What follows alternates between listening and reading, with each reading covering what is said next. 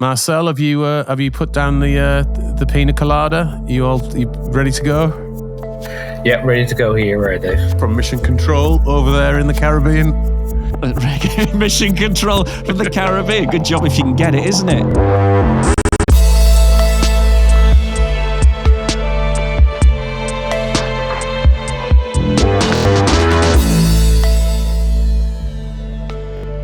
Welcome to Cloud Realities, an original podcast from Capgemini. This week is a conversation show in the world of financial services. We are going to dig into the state of digital in financial services and reflect on a new report from Everest about the use of Microsoft technologies and a maturation model that I think we'll all find useful. I'm Dave Chapman. And I'm Rob Kernahan.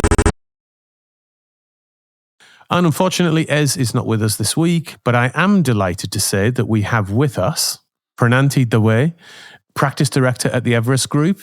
Pranati, how are you today and whereabouts in the world are you? Hey, hi Dave. Glad to be here on the podcast today. I am based out of India. Our India headquarters are in Gurgaon, so I'm based out of our Gurgaon location. Great, wonderful, and it's great to see you. What's the weather like there today? At the moment it's quite heavenly. It's somewhere between 24 to 28 degrees C. Light drizzle and really, very breezy at the moment. That's sort of sweet spot, isn't it? That 25 degree mark, like just about perfect. With a subtle breeze behind it. That's exactly, a little gentle breeze, maybe a little mist every now and again. Mm-hmm. Nice way to start the show. Nice time of year. Yeah. Robert, within that beautiful setting, what are you confused about? Did you see, we're doing a financial services thing this week. So one of the things that struck me is the social media fury that created around the chase glitch. Did you hear about this, the chase glitch? Where somebody on social media discovered what they thought was a really good loophole, which was, I write a check to myself, I put it into my bank account, mm-hmm. It's instantly credited to my bank account before the check clears. I then withdraw all the money and try to close my account, thinking I've got away with the world's greatest ruse and made lots of free money. However, this then went nuts on social media and everybody thought, I can get free money. And loads of people went and did it. And then somebody pointed out that is in fact check fraud, or called kiting. And in fact, there was a film about it called Catch Me If You Can with Leonardo DiCaprio and Tom Hanks, where he basically did all this stuff. And what I'm confused about is why everybody thought this was a thing they can do. And these people were using their own bank accounts with their own names, with their identity to commit check fraud. And so it's now gone all legal in the States. There's loads of issues. All the backlash is going on. But it was like this person put on social media that they did it. And then loads of people just copied it without thinking, is this legal? And it's not. And I'm so confused about how people thought that they could do this, withdraw tens of thousands of pounds of money and think they got away with the world's greatest ruse. And I'm a couple of things on that though, right? First of all, there's no new ideas. Exactly. Positioned as a brand new idea, but literally so old they've made films about it. And then secondly, isn't that more like social media hysteria? Well, but the best part was these people, other than using their own bank account to commit fraud, then posted on social media that they had committed fraud. And it's like, so you've gone and committed fraud and then told the world that you've committed fraud and you think you're clever. And I was just this. And now what is not so, it's a little bit funny is these people are now posting on social media because their bank accounts have been frozen, their financial future has been wrecked, it's gone legal and all this sort of stuff, and they're all now distressed. And I'm just thinking, have we got to a point in society where somebody doesn't stop and think, is this legal? I don't know. It's the bit that I just find it absolutely outstandingly amazing that this was a thing that happened. I think we have got to that point in society, haven't we? I wonder what the demographic was of people doing that. Do you have a sense of it? It was definitely, I think the younger generation seems to be the thing, but they thought it was some weird technical glitch. But you know what? Let's examine some customer experience stuff here that we may well come onto as we get into the deeper conversation with Pranati, which is, would you have done that, do you think, if you were going in to a bricks and mortar situation and having to face off against a human, e.g., it feels like in the traditional sense you are robbing a bank, versus having the abstraction of the digital layer sitting in between you, which then becomes more like cybercrime. And, I don't know, does that feel less impactful than the physical experience of robbing a bank? I'm not interacting with a human, therefore it must be okay. No, sorry, it's still kiting and check fraud, and you can go to jail for a very long time for doing it. Rob, when you went through that period of robbing banks, did you feel it was easier doing it in person? I did it or old school. Cyber? I did it old school. I did it old school, went in and did the job properly. No, but this story will fold out for many months and it'll hit the news again and we'll see what happens to these individuals. But there's so many of them. I wonder what the authorities are going to do, because you can't, it is quite serious fraud, but you also get this, it's personal responsibility argument, isn't it? You just go, social media told me to do it, so I went and did it. That's the algorithms got us again, basically. Yeah. I think this goes down in along the lines of like everybody went and bought prime drinks, and everybody goes mad for influencer advertised restaurants, and kind of a level of hype and hysteria seems to be very straightforward to whip up these days. I think that isn't regulated or governed in the way that, say, TV advertising would have been. No? Yeah, I think there'll be a lot of very regretful people, and there'll be stories to tell for let's come. Well, there we go. Now let's move on to our main subject of today, where we're going to deep dive into the world of financial services. And as a background to that, we're going to use the Everest Capgemini recent report called Enterprise Maturity Model for Microsoft Business Applications in Financial Services. Let's start with a little bit of context before we delve into the new report itself. Financial services, a tricky sector in terms of digital transformation. On one hand, because of aspects like regulation and data privacy, and it's probably one of the most complex spaces to digitally transform. But on the other hand, an industry that's got a great deal of challenger digital companies coming into it, which are creating some aspect of disruption within financial services. Maybe if you can just take us through, by way of setting the scene, what your read on financial services as a sector is and what the challenges are and what the current state is today. Yeah, so Dave, I think you put it very rightly that the sector itself it's a very challenging sector. Why we say so? It's firstly, if you're in the field of money, things, if they go wrong, they go wrong. They really go wrong very bad. So there is this gamut of regulations. There is this gamut of complexity within the processes. It's not just that they are doing banking. They are doing banking. They do lending within banking. The industry is also looking at insurance as an area also. So all of this makes it extremely complex. The other piece is that, if you look at the consumer demand themes, they are looking at things around personalization. How do I make sure that, what I get is extremely personalized to my context? I am a 60-year-old, I'm looking at retiring. My personal financial goals are extremely different from, what a 40 or 30-year-old may have. So all of this requires investments in experience, investment in data, so the entire construct becomes very, very challenging. Plus, if you look at it, it's not that the industry has not made strides and investments. If you look at the kind of investments they've made on cloud, or if we compare it with the other industries, they have been way, way ahead. It's just that the demand, the need is extremely high.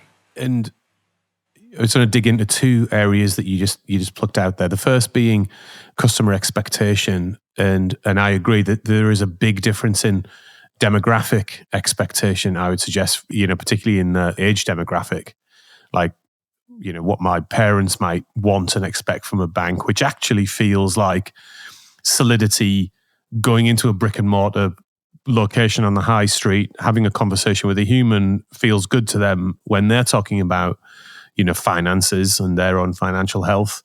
Yet, my generation and then the younger generations actually probably want more like convenience. But all of that comes with a kind of an implicit trust requirement, right?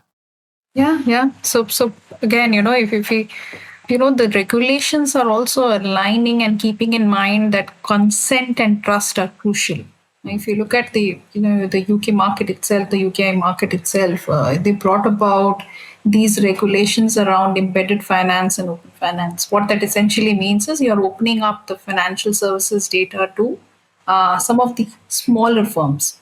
The regulators had this in mind that let's try to reduce the monopoly within the financial services place. Let's allow some of the smaller fintechs to operate as well as expand the reach of financial services to to different types of consumers. That's been a helpful stance, hasn't it? Because the fintech challengers have done a good job at constructively disrupting the industry, I think, Yeah. and kind of accelerating digital progress. Although I do think there is a massive generational gap between the banks that, the older generations use versus I'm just getting into the banking sector, therefore I might select, a challenger bank or a startup as opposed to go with a more traditional bank. And I do think there is a variation there that I see definitely. And if you've got all your finances within one institution or a couple, then it's it is quite a wrench to move as well. So there has to be a really good value prop from these challenger banks that are going to get me to shift across, I think.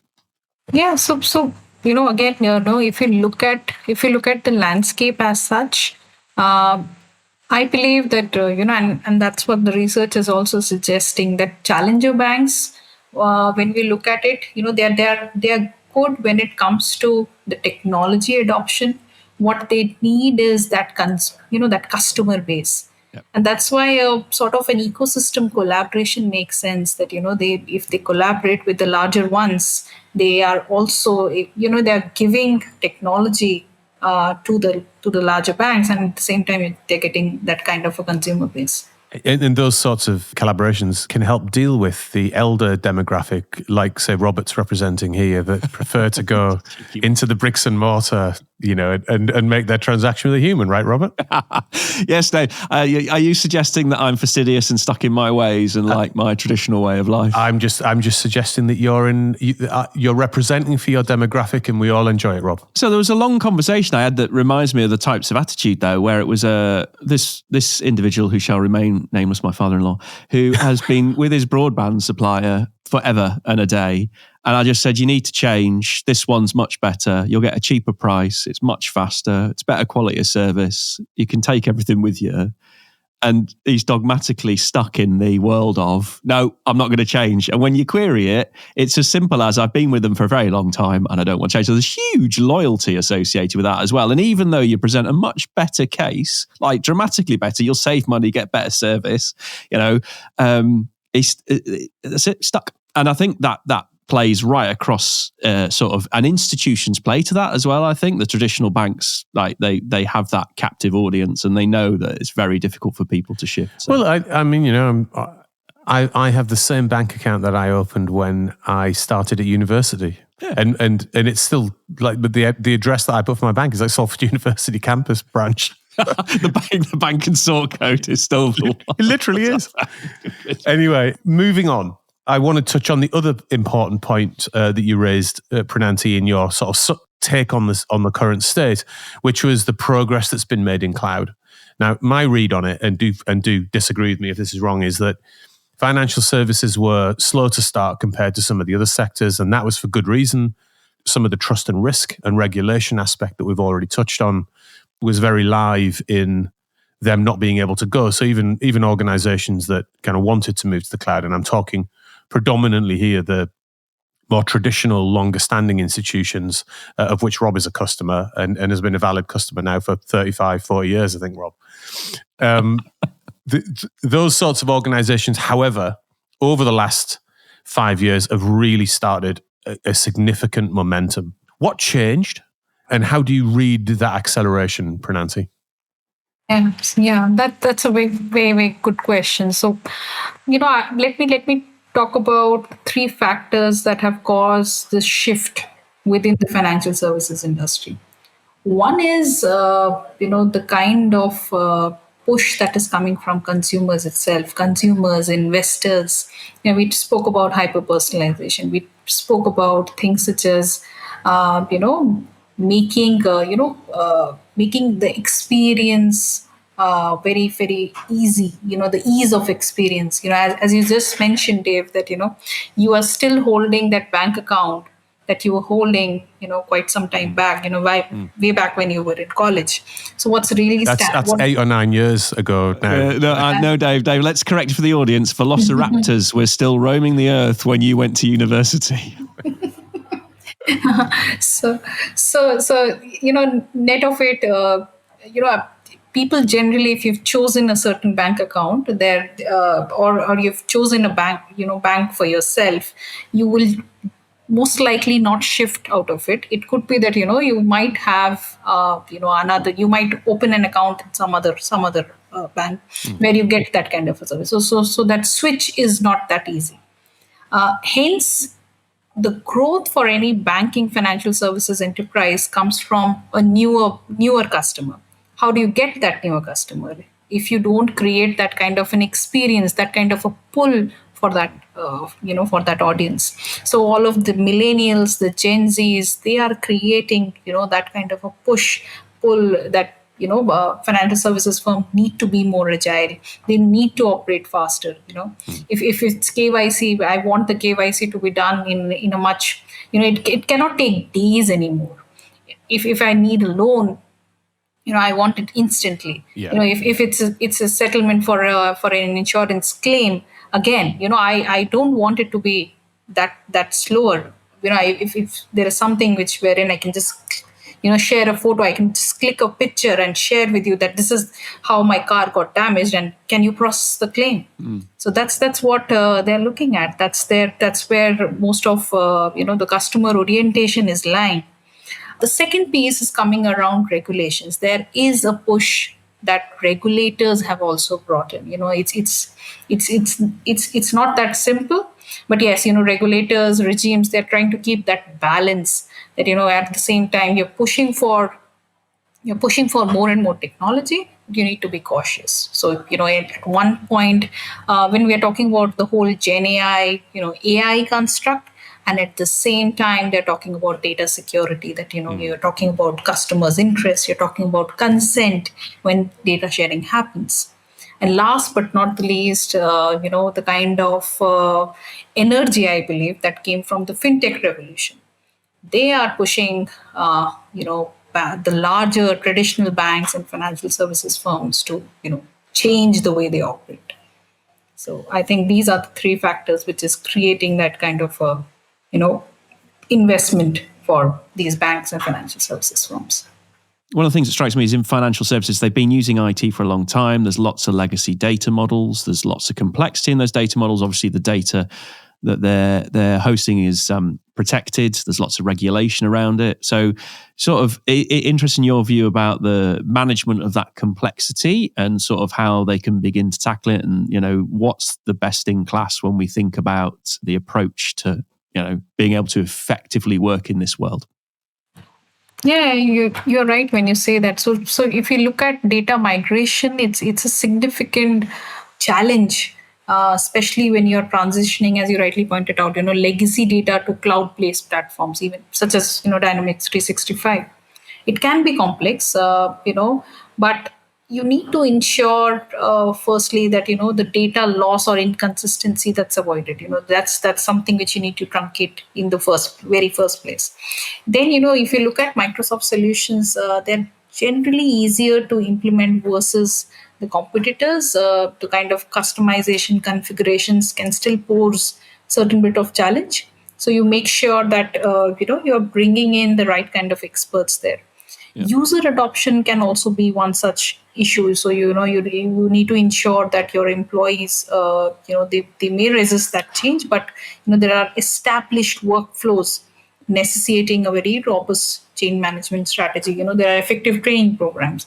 Additionally, your concerns over data security, privacy can be sort of handled by having very robust cybersecurity security constructs in place. In certain cases, as we have been discussing, financial service firms, they prefer keeping data management in house. So I think that's what we can look at. Let's move on to talk about the work that you've just released recently, which is Enterprise Maturity Model for Microsoft Business Applications in Financial Services. Why don't you set the scene for us? What motivated the report specifically into that space? What were you looking for? Yeah, so this particular research was a collaborative effort between Everest Group and Capgemini. So the study was looking at assessing the maturity and impact of the Microsoft business application, and the particular focus was lying on evaluating what are the current adoption levels of these applications within the FS umbrella, analyzing the key drivers and challenges around some of these implementations. And finally, what is the roadmap? What is the maturity model of a financial services firm if they want to optimize the use of such technology? And how do they achieve that best-in-class performance? So that's what was the crux of our research. And if I'm a financial services organization, what are the big takeaways in it for me? So, like, what's the utility? Yeah. So financial services firms, they are leveraging Dynamics 65, Power BI to automate their workflows. Now, and they have been using this for quite some time now. It's in some of these cases, these are very mature platforms that that are being leveraged by these financial services firms. Right. Now, they want to understand that when they are using it, is there when we are utilizing some of these platforms, how is it helping them to to integrate data and generate insights to enhance their decision making capabilities? We just spoke about personalization. Then how is it also motivating them to be more flexible and scalable in navigating the complex regulatory demands? These they are also looking at how is it that Microsoft platform or the different applications that are there, how is it fostering innovation by enabling firms to drive better customer experience, enhance insights, personalization, more and more engagement. So and last but not the least, I think the scenario, the overall macro scenario is giving a view that cost efficiency is, again, it's paramount.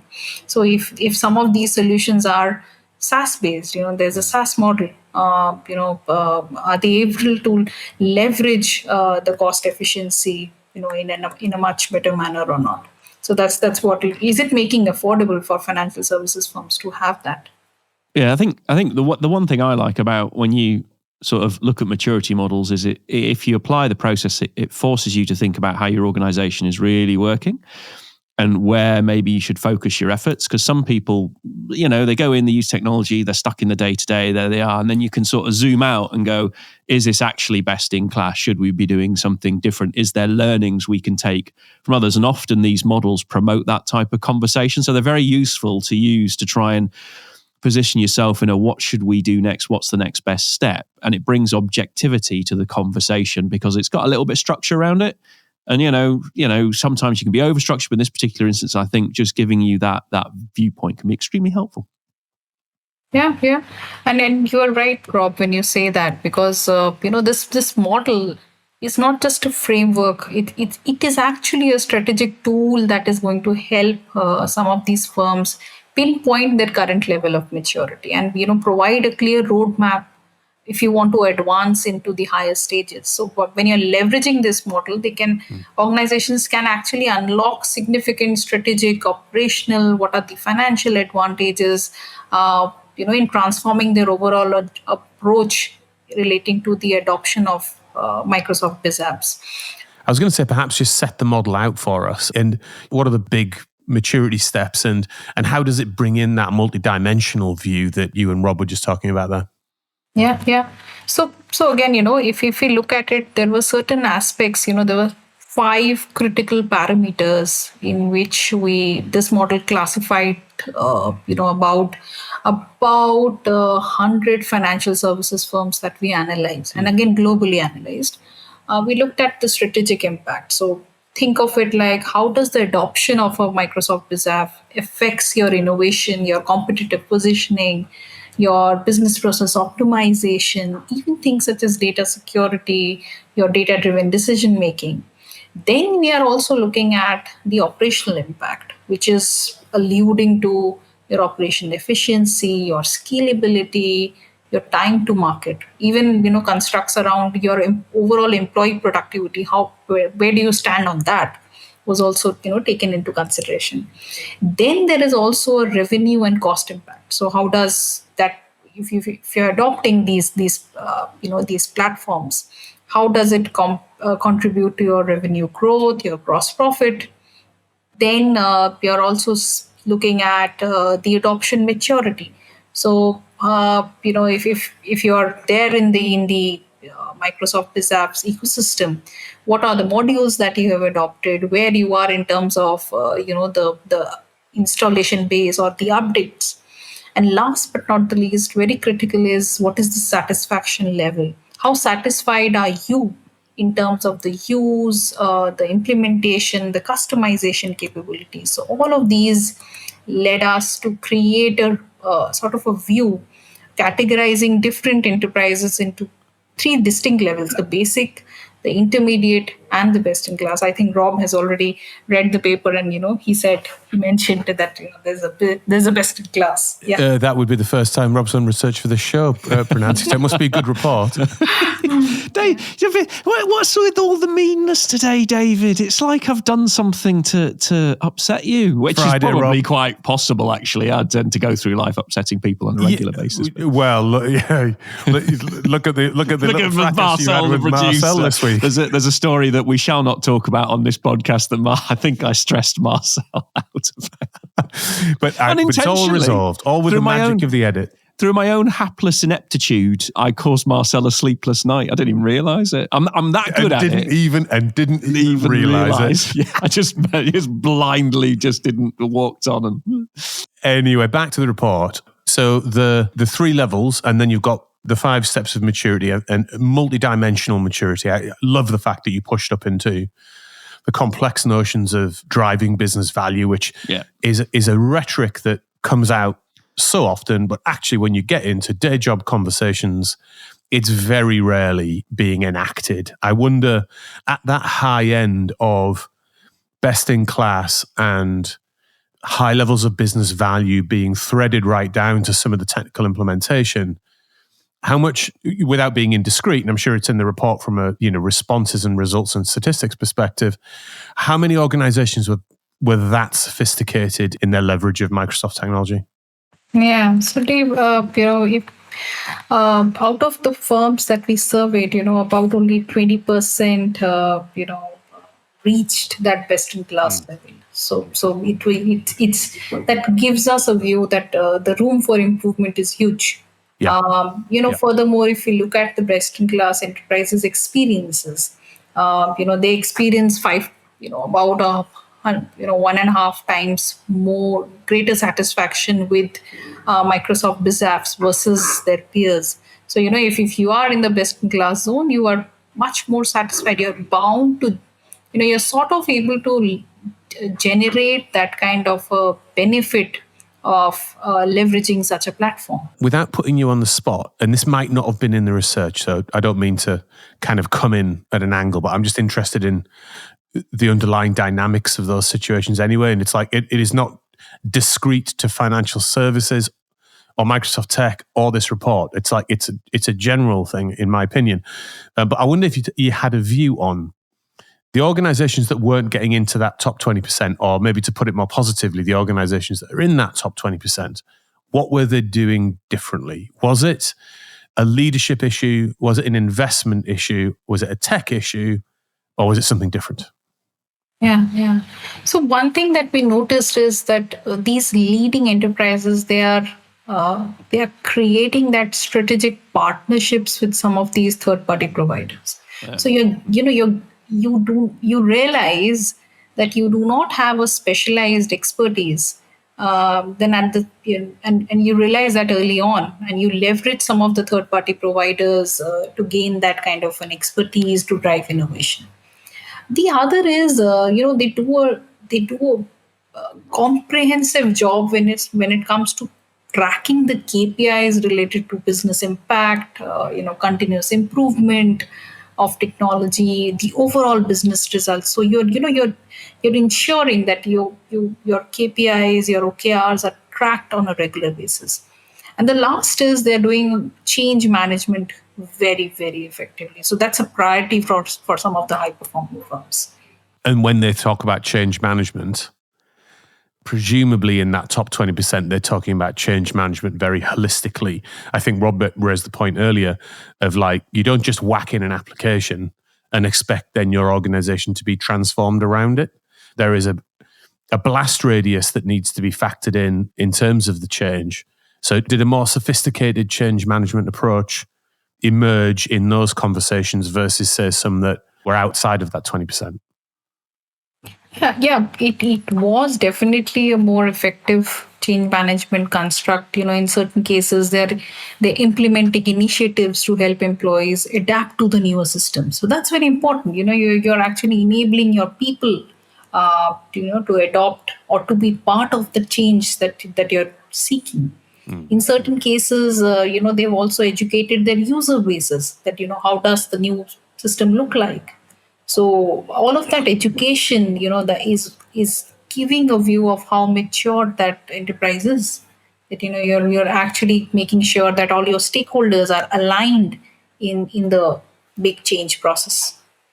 I think also when we're talking about this sort of stuff, and we talk about partnerships and the success of them, it can be very difficult for organizations to know whether they should do it themselves and have that skill, and that skill differentiates them, so they should be in control of it, or where they should partner, or where they should maybe rely on outcome-based approaches. And I still think leadership struggles to understand that balance, that you see, it's like a pendulum swinging. There's this massive, we're going to do it all ourselves, and oh no, we need help, and then it swings back the other way. And I still think, especially with digital and digital operating models, there's this oscillation occurring where people are struggling in sectors to find the right balance of partnership that works for them, but gives them enough control that they can change effectively and do it in a time frame that is needed. You raise a great point. I think to me, when we advocate for this on the show all the time, Rob, the pendulum swing back from large scale outsourcing when it went back to like, we're going to insource everything and we're going to create a Spotify-like model. And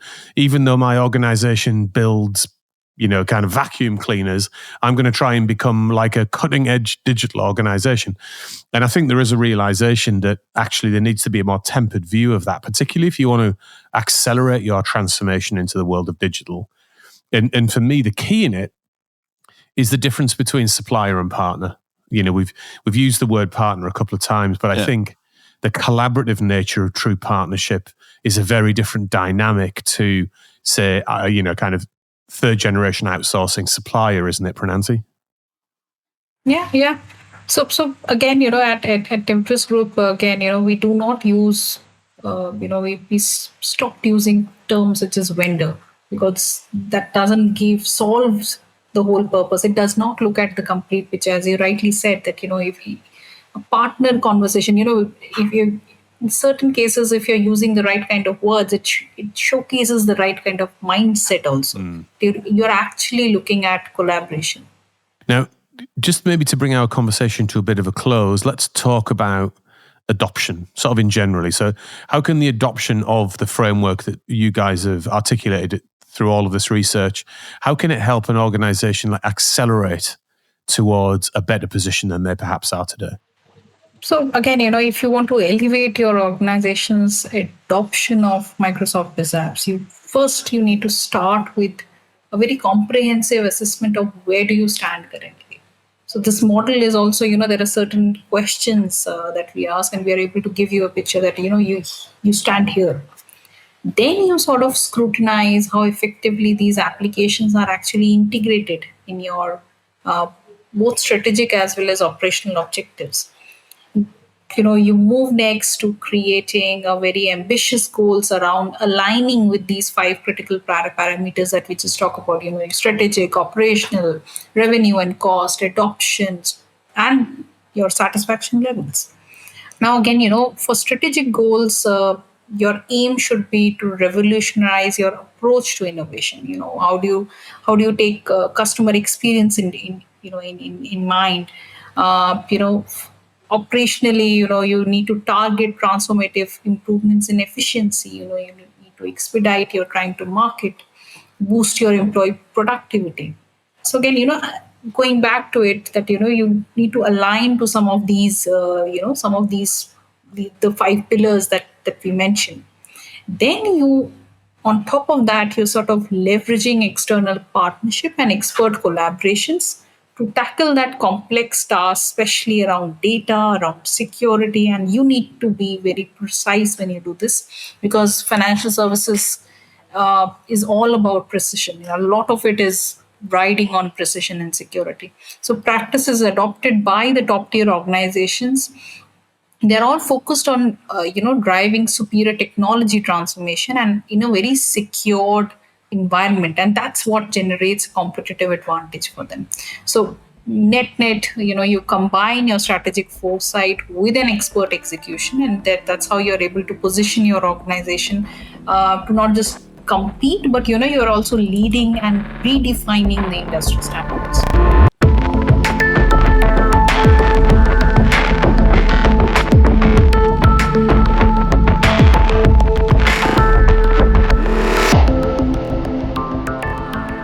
Robert, no Esmee, unfortunately, this week, and you have valiantly stepped in and done some research. This could be the second bit of research you've done for the show this week. I know, it's crazy, isn't it? The on a roll. Like the cheese joke said, why was the cheese so happy? Because it was on a roll. There you go.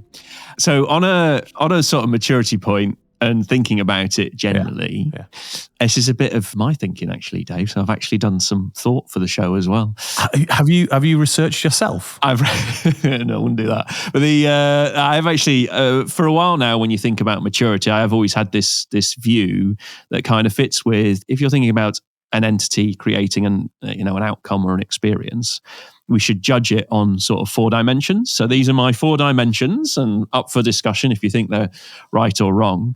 But the first is, what's your ability to deliver a great experience?